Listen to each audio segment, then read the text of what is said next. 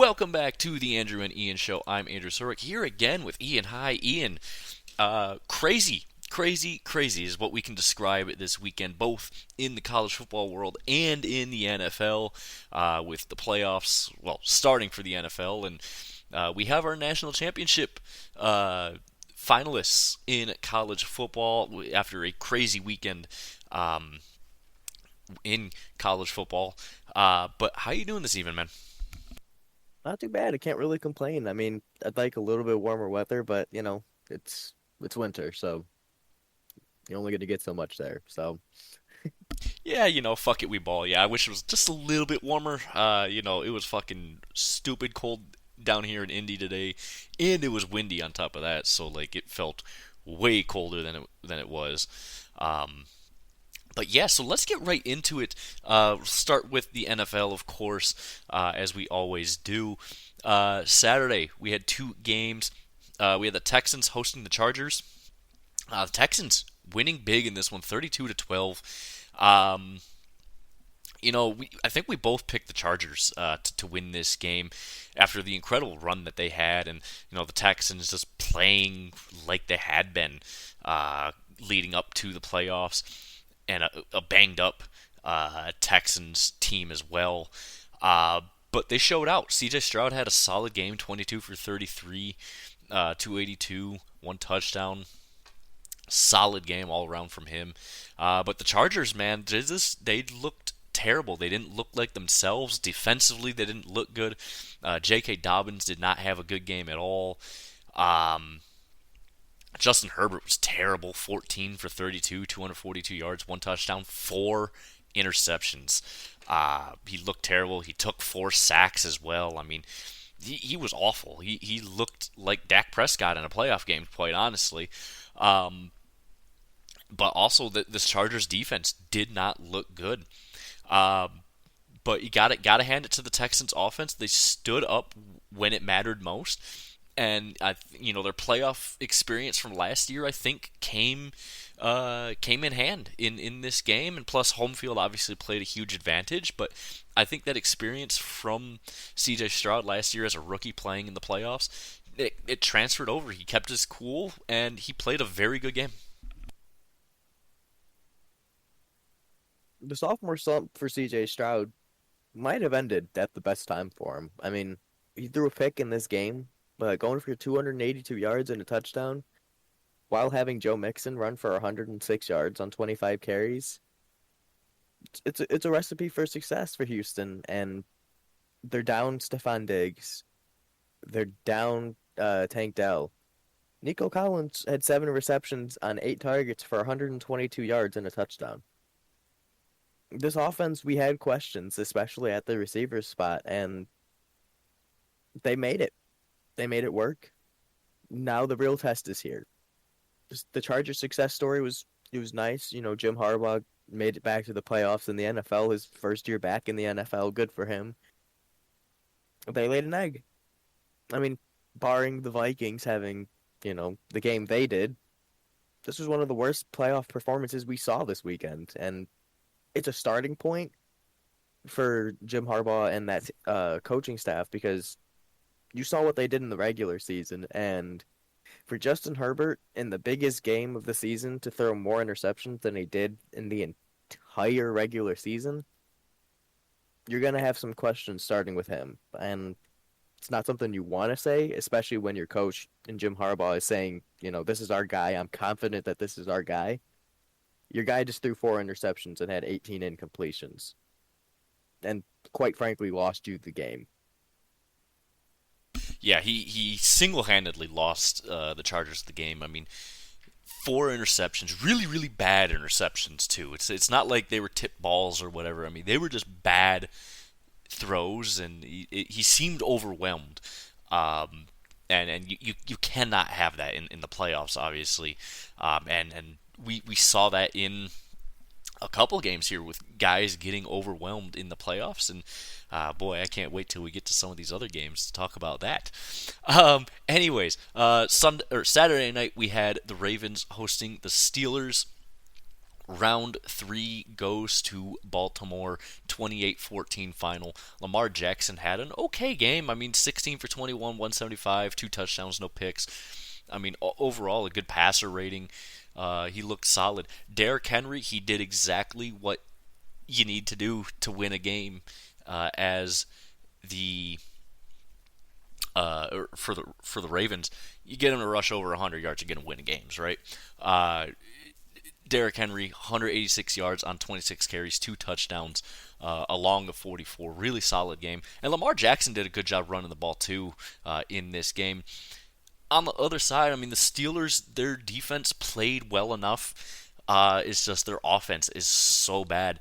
And, Russell Wilson had a decent game. I mean, 20 for 29, 270, two touchdowns, no picks.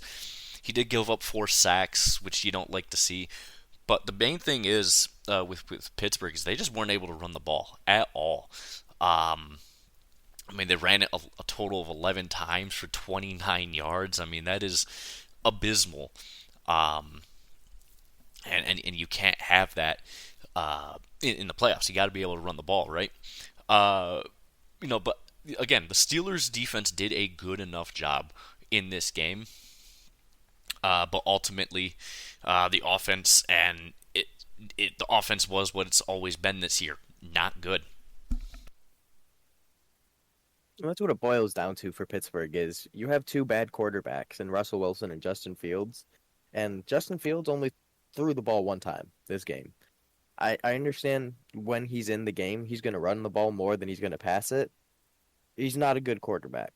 Neither of these are for Pittsburgh, and they moved on from Kenny Pickett, which I believe both of these quarterbacks are probably an upgrade over him. You just have pretty much nothing on that team. I mean, George Pickens would rather, cause fights and make memes about being, an NFL, young boy and all that shit. But you have all of this potential. Mike Tomlin is sitting there, hasn't won a playoff game since fucking 2016 or something like that. At some point, you're gonna have to sit there and start addressing the questions. Is it good enough to make it over 500? Is it good enough to just make the playoffs? And for the Steelers, it shouldn't be. The best part about this is that one guy who was working at Cedar Point when we were there over the summer and was talking all of that shit, saying that the Steelers were going to make the Super Bowl and the Lions weren't going to be doing anything, and now here we are. Womp womp. Shout out to that man. He was funny as shit. I ain't gonna lie.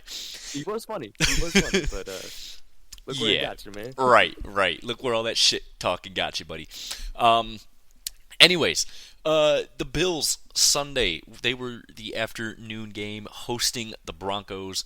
The Bills do what the Bills always do, win.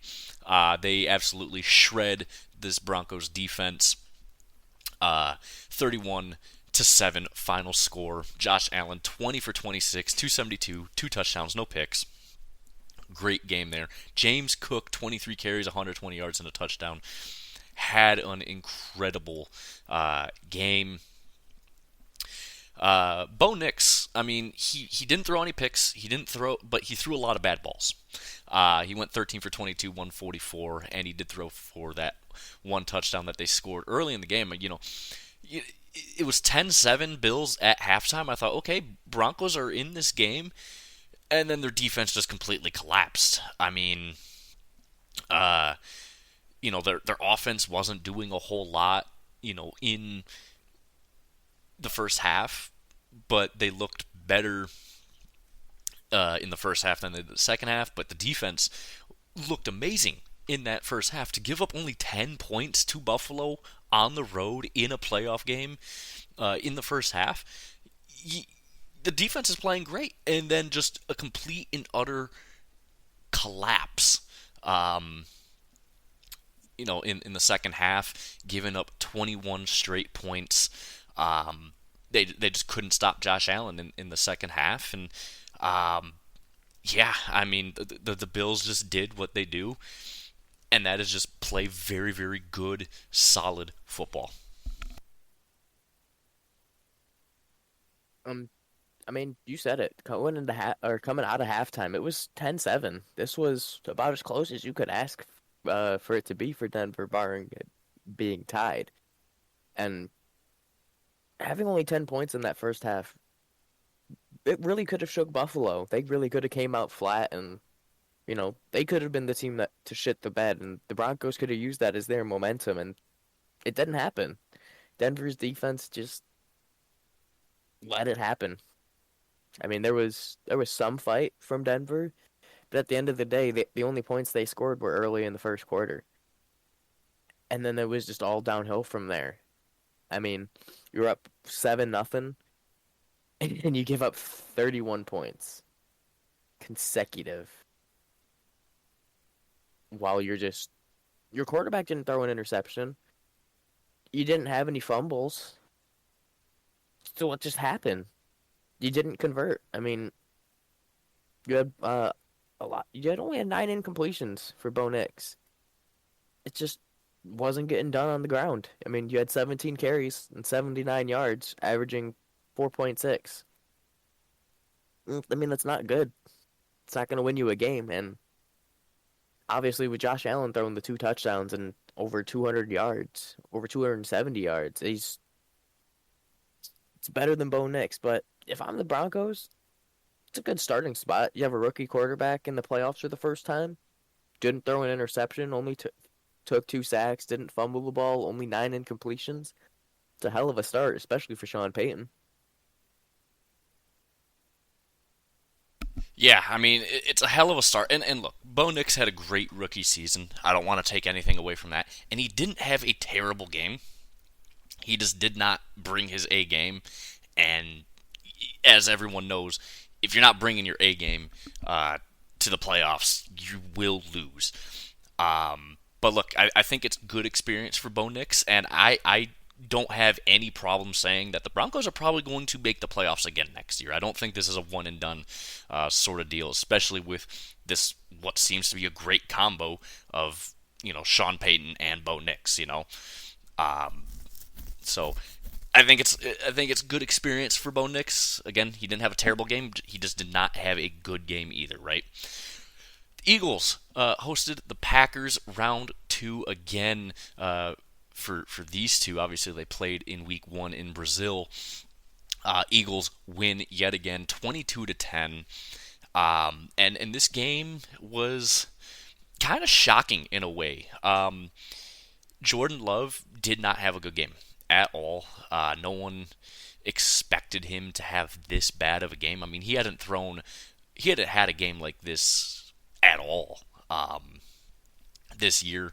20 for 33, 212 yards, no touchdowns, 3 picks, and that's the big one. And they weren't bad. They were not, tip balls. They were just bad throws.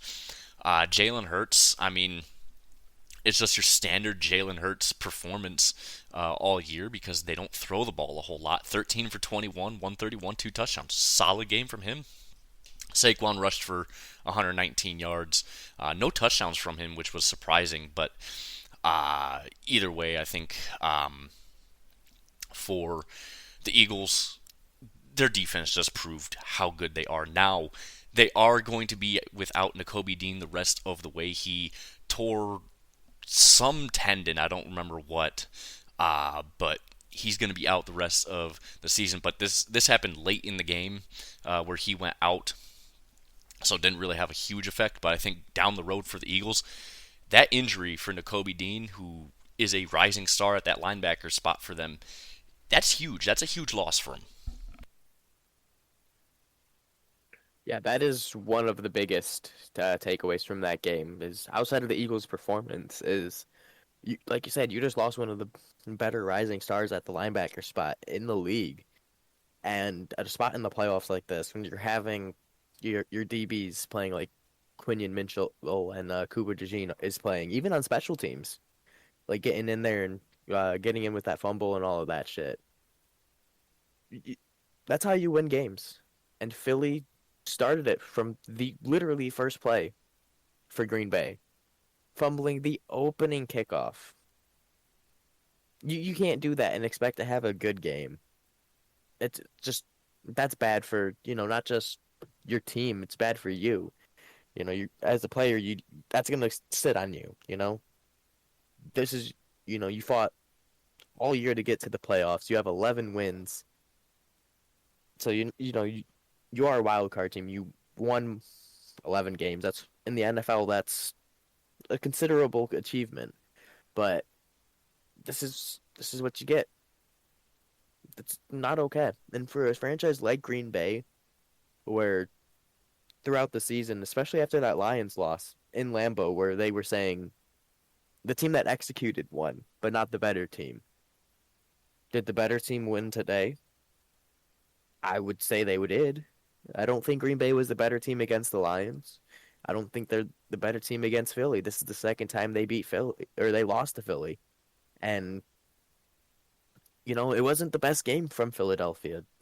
Jalen Hurts coming off a concussion only threw for 131 yards. Now, he did have two touchdowns through the air, but you can make this Philly team one dimensional very quickly. And if you can hone in on the rush, Jalen Hurts is not showing me anything that he says I can beat you deep. He has AJ Brown, he has Devontae Smith, he has Dallas Goedert. None of them are really showing me that like, yeah, let's throw the ball. I mean, 13 you have 21 attempts throughout the whole game and only 131 yards. Yes, you won the game on the back of Saquon with 119 yards on 25 carries, but like I said, you make that Philly offense force them to beat you in the air. Even a defense like Washington, who isn't the best against the run, they've beat Philly. That's a recipe for disaster. If a defense like Washington, which is the third worst rushing defense, can beat you because you can't pass the ball, you gotta watch out. But good for them. You beat Green Bay. You didn't end up like Dallas last year, getting exposed at home for the frauds they are. You got the Rams coming up next. And Matthew Stafford is a lot better than Jordan Love. Right, and Matt Stafford. I mean, obviously he has a ton of playoff experience. I mean, fuck's sake, he has a Super Bowl ring, right? Um, but at the same time, this Philly team has a lot of playoff experience as well. But so it's going to be an interesting matchup for sure between the Eagles and the Rams coming up. But yeah, you know, they didn't execute and they just weren't the better team on the field yet again. So yeah. Sunday night we had the Bucks host the Commanders. The Commanders getting the upset win on a doinked field goal to win it 23-20 is your final score. Uh, Look, Jaden Daniels and Baker Mayfield both had really good games.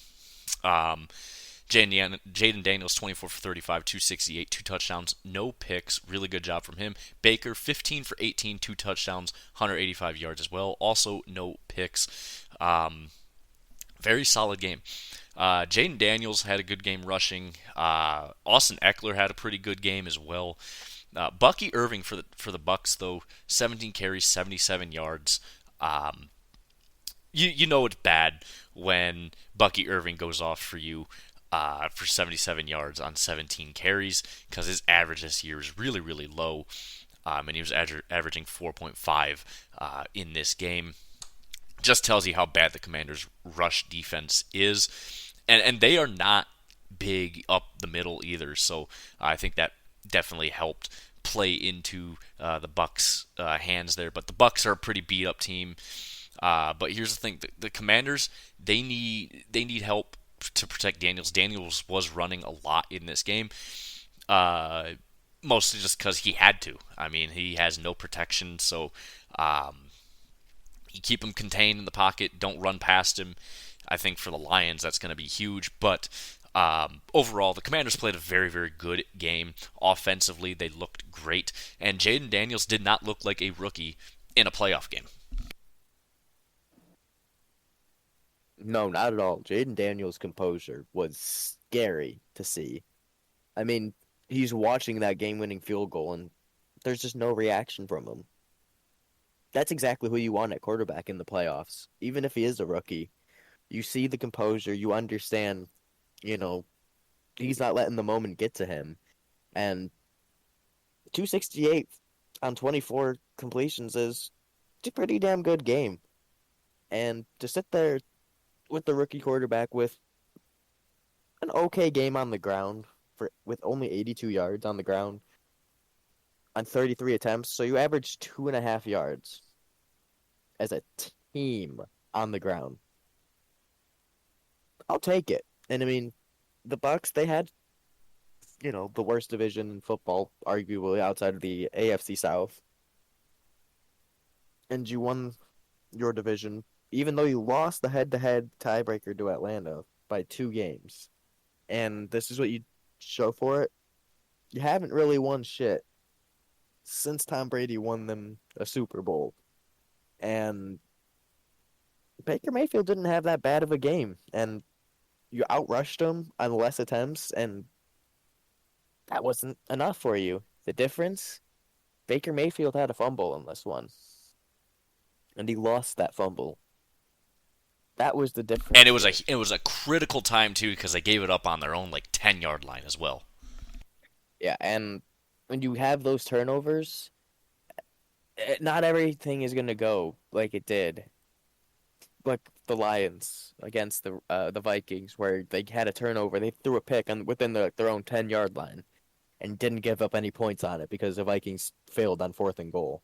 Like, not everything is going to happen like that. It's the NFL. These are professional athletes, and they're going to compete every play.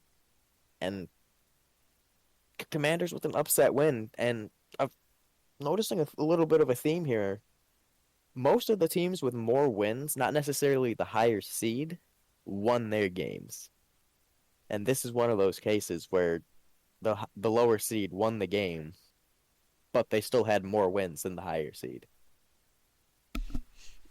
It was the only Was game it? that ended that way. Yes, yes. Because yeah, Yeah, Chargers and Texans was the opposite yep, yep, because they had the team with the lower amount of wins win. yep. And same with this game. Last night, Monday Night Football, we had the Rams hosting, or technically speaking, you had the Cardinals hosting the Rams, hosting the Vikings. Because this game was obviously played in Arizona. Shout out to that organization for making that stadium feel like a Rams home field because they brought in 200 gallons of paint to paint the field to look like the Rams field. And they just they did a great job. So shout out to the Cardinals organization for that. But let's get to the game. Rams win 27-9. And the first half, Sam Darnold was seeing ghosts. I mean, he looked awful. He looked like someone who had never played a playoff game before and was still seeing the ghosts of the Lions. The Honolulu flu is still a thing. It is still a thing. And the bright lights shine, and Sam Darnold doesn't look good. 25 for 40, 245, one touchdown, one pick. And he also lost a fumble in this game. So, yeah, terrible. The defense didn't play well at all. Shocker. When everyone knows that you're blitzing every fucking play, Brian Flores, maybe you should stop fucking blitzing so they stop lighting you up. Stafford, 19 for 27, 209 yards, 2 touchdowns. And all it was little dink and dunk passes, man. I mean, there wasn't a lot of deep shots taken in this game because you don't need to when you have a guy basically, doing engage 8 every fucking play in Brian Flores. Your defense is going to get exposed. The Lions exposed that not once, but twice this year. And the Rams did it too in the regular season. You were blitzing them a lot, and they were just slant route, quick out, shit like that. Just real fucking easy fucking throws when you're playing zone coverage and blitzing everyone. The Rams played a really good game. Kyron Williams, 16 carries, 76 yards. Really, really solid day from him. And also the running offense for Minnesota got shut down. And man, it was interesting to say the least. But I mean, this Rams defensive front is legit. You cannot run up the middle on them. I mean, we saw it earlier this year with the Lions too. The Lions are really good at running up the middle, but the Lions struggled running up the middle against the Rams earlier this year. And the Vikings tried, they couldn't do it. Again, Aaron Jones, 13 carries, 48 yards. Terrible, terrible game. But overall, just a game plan that was terrible for Minnesota.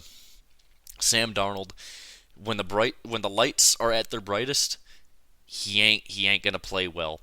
And this is a very experienced Rams team with a experienced quarterback in the playoffs, a Super Bowl champion quarterback in the playoffs.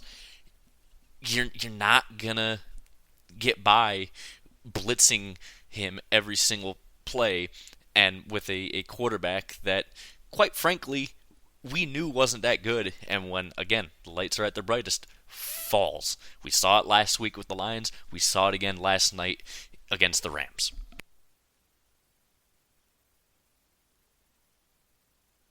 Putting him 9 points 2 consecutive weeks in the NFL, not only in one game to end the season or the regular season, but the first game in the playoffs. That's not a team that I want to see being in, con competition for not only their division, but the number one seed in the NFC at the end of the year. I mean, this is the same Vikings team that we saw barely beat the Jaguars, and they scored one touchdown in 2 weeks. You had more touchdowns by plane on the runway than you did in professional football games. I could excuse this game if it happened before the Lions game, but giving up 9 points against that Lions defense when they were daring you to throw the ball to Justin Jefferson and you just couldn't do it, it should have taught you something. And like you said with the defense, it doesn't take a 50-yard bomb to beat a defense that's selling out with 8 players rushing and only dropping 3. Those 3 players can't cover 3 different receivers and a tight end. You have those 3 coverage options on the receivers, and the tight end's just free to walk wherever he wants, pretty much.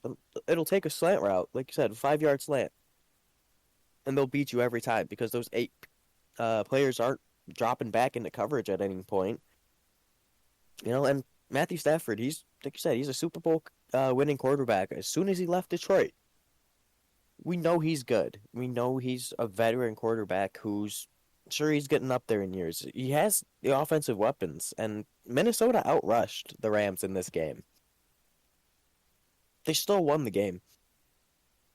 The Rams got it done, and especially when you have moments where, like the 4th and 1 at the goal, or it was like if they got the first down, it would be 1st and goal. The Vikings jump off sides. The one thing you're not supposed to do if you're a defensive lineman on 4th and 1 in your red zone when the game is as close as it was at that time and you jump. They didn't beat you. You jumped. You gave it to them. Now you can bitch, moan, and whine and complain all about the fumble, quote unquote, that was ran back for a touchdown that they called back. You still only scored one more touchdown after that. That's not good enough to beat 27 points. You got to do better. You have to do better. And look, I don't necessarily agree with the call on that fumble that was returned, but it is what it is. But yeah, man, the Viking. We knew they were frauds. We knew this Vikings team was frauds, and in the 2 games to prove that they were not, they completely proved it. And yeah, Brian Flores maybe learned to not blitz every fucking play. How about that? Anyway, so that wraps up the NFL. So now we head on over to college football. We had 2 games. We had one Thursday and one on Friday. Thursday, we had number 6 Penn State playing number 7 Notre Dame in the Orange Bowl. Notre Dame wins this 27 24. And yeah, it was a James Franklin kind of game. I mean, you go into the half up 10-3 and you lose 24-27. Uh, Riley Leonard had a really good game, 15 for 23, one touchdown, two picks. He did throw for 223 yards, though. He did overall a good job in this game. Drew Aller, 12 for 23 and a pick. A very terrible pick. He had a couple picks in this game, actually, but a couple of them were called back. Just wasn't himself in this game, really. Aller's been known for taking good care of the football. I mean, he's at now 10 career picks over the last 4 years in college now for him. So, I mean, he's very good at protecting the football and not making stupid mistakes, but he made some stupid mistakes in this game. But overall, Singleton and Allen, they had their standard, games. Jeremiah Love had a very below average game, 11 carries for only 46 yards. Wasn't really a factor in this game. But,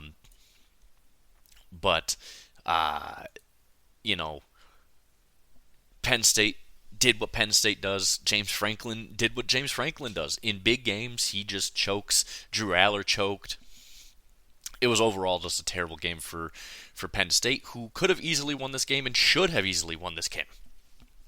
But ultimately, they fall short, allow Notre Dame to get the comeback, unable to move the ball the last half of the fourth quarter.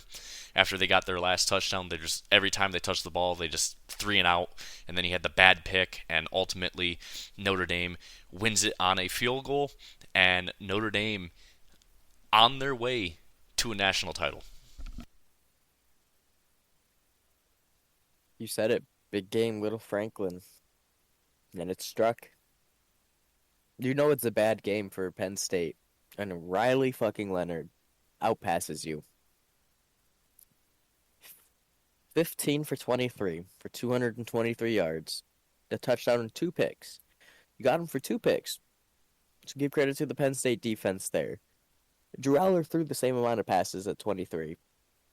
Completed 12 for 135 yards, no touchdowns, and 1 pick. That's what really won you the game, if you're Notre Dame. Now, Nick Singleton did great. Katron Allen did great on the ground for Penn State, combining for over 160 yards on 34 carries. You can't rely on that. You need to have at least a score or something more than 135 yards through the air. And you threw a pick. And in a clutch moment like that, you can't have that happen, and you lose by a walk-off field goal. And you could have had a Big Ten Bowl for the national championship, and you don't get it. But Penn State's defense, they got some questions in my eyes now, because Riley Leonard was able to pass the ball on them quite a bit. Yeah, they absolutely were. And, not, a lot of rethinking, and I don't know how James Franklin keeps his job, but, I mean, I guess at Penn State, if you win 10 games, you get to keep your job. It doesn't matter what you do after that. It doesn't matter your record against top 5 and top 10 schools. As long as you win 10 games, you're fine. So, how great is it to have that much job security where there's no real expectation for you to win anything? That. I would love to have a coaching job like that. Honestly, who wouldn't, right? Yeah, who wouldn't? You have all the job security in the world. Just do good enough. You don't have to win a natty. You don't have to win your conference. You don't have to be any top 10 school. I mean, who wouldn't want to coach there? But yeah. Anyways, the other game we had number 5 Texas versus number 8 Ohio State in the Cotton Bowl. And man, this was a good game in the first half. Um, OSU wins 28-14. It was 14-7 going into halftime, and then Texas just completely fell apart in the second half, especially defensively, and very untypical of Texas to fall apart like they did in the on the defensive side of the ball. Offensive side, we kind of expected them to struggle because they don't really have an offense. Will Howard, 24 for 33, 289, one touchdown, one pick. Quinn Ewers, 23 for 39, 283, two touchdowns, one pick. Overall, just a good game. Travion Henderson had his standard game, 6 carries for 42 yards. Judkins, 9 for 36 and 2 touchdowns. They had a scoop and score from Jack Sawyer in this game defensively to really just seal this game for Ohio State. Texas, you got to go back to the drawing board. I mean, Quinn Ewers is luckily going to be gone. You can have Arch Manning play. I don't know why Arch Manning didn't play at all in this game. I mean, he had one rush for 8 yards. But it's like, have you seen the kid throw? Like, come on now. Why are you starting Quinn Ewers, man?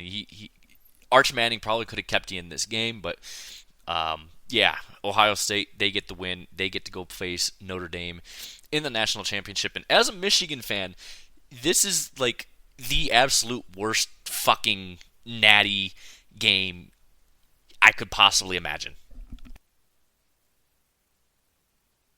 Yeah, and somehow, some way, I'm kind of okay with it because it's not an SEC team. But at the end of the day, it did it. The biggest thing it showed is the expanded playoffs kind of work. Granted, I still don't think any of the 12 teams maybe should be in, but 12 might be a little too much. But at the end of the day, 8 might be the sweet spot. I mean, just look at the seeds. You haven't playing in the national championship. You got 8 and 7. You do an 8-team tournament. Those are your bottom 2 seeds. I'd say that's pretty damn good. But like you said, if you're Texas, you got to figure something out, right? Yet another year where you're that close. Came so close and yet so far.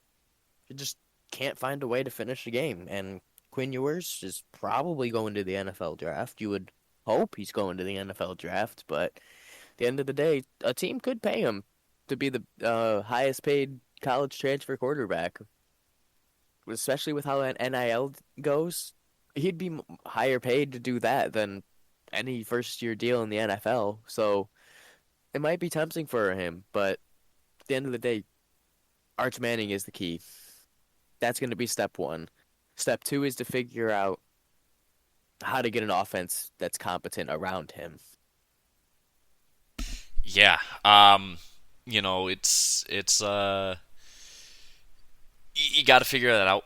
If you're Texas right now, if you're Quinn Ewers, you got to figure your life out right now. Because I mean, I don't think he has any more eligible years of eligibility left, anyways. But if he does, I mean, shit, you might as well stick around in college one more year. But you ain't gonna be starting at Texas, I can tell you that much right now.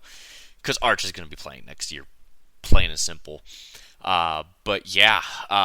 Natty is a nightmare for us Michigan fans. I mean, you're not a Michigan fan, but it's a nightmare because it's our 2 biggest rivals playing in the Natty. I have to cheer for Notre Dame, which makes me I feel violated when I just say those words. But Ohio State's our biggest rival. I have to cheer for Notre Dame, but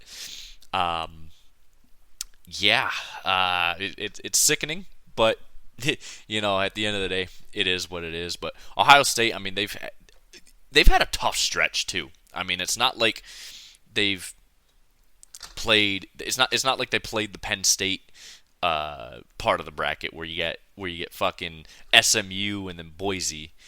I mean, they played Tennessee, I mean, yeah, Tennessee, it's Tennessee. They can't throw a fucking forward pass.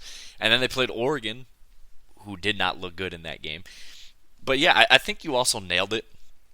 Eight's probably the sweet spot in terms of a college football playoff because realistically, I mean, realistically, there's only like three, maybe four good teams every year, maybe in college football, and with NIL and the portal and everything, it's you're gonna see a lot more or a lot less undefeated teams going into the playoffs because it's just going to become harder to win. I mean, again, if you look at the spread of talent across college football, it's not all just in the SEC anymore. And that's why it's again, you're not seeing for the second year in a row you don't have any SEC schools in the national title game uh, in back-to-back years. I mean, you had Michigan and Washington last year. Now you got Ohio State and Notre Dame. I mean, um, but ultimately, again, the spread of talent is completely different.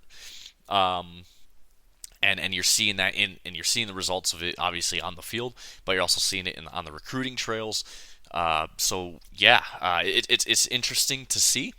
But yeah, overall, what a season from Ohio State. As taking my bias out of it, they've had a hell of a season, except for losing to Michigan. But yeah. But anyways, that's gonna wrap it up here, guys, for us. Obviously, Thursday we're gonna talk more NFL playoffs, and we'll set the stage as well for the national championship game, which I believe is Monday night, if I'm not mistaken. Let me just double check. Yes, it is. It is Monday night for that game, so we'll set the stage for that as well.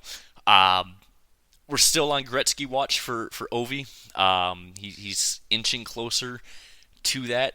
It's gonna happen this year. Whether it is this season or the start of next season, is going to happen in this calendar year for sure. And yeah, I mean, there's not a whole lot in the MLB. Although I did see a report today that Sasaki's narrowed it down to the Dodgers, Padres, or Blue Jays of all teams on where he's going to go. So much for him saying small market, but, here we are. He's got three big markets. So there's that for you. And the NBA blows, the product blows. No one's watching anyways because it's the regular season. No one really cares about the NBA regular season, especially when the product blows this bad. So that's why we don't have any news on the NBA side of things. But yeah, so anyways, guys, rate, review, subscribe, help us out. Let us know what you guys want to see more of course. Check out our YouTube page. Follow us on Twitter or X at The Andrew and Ian Show. Thank you guys again so much for listening, and we will see you guys on Thursday.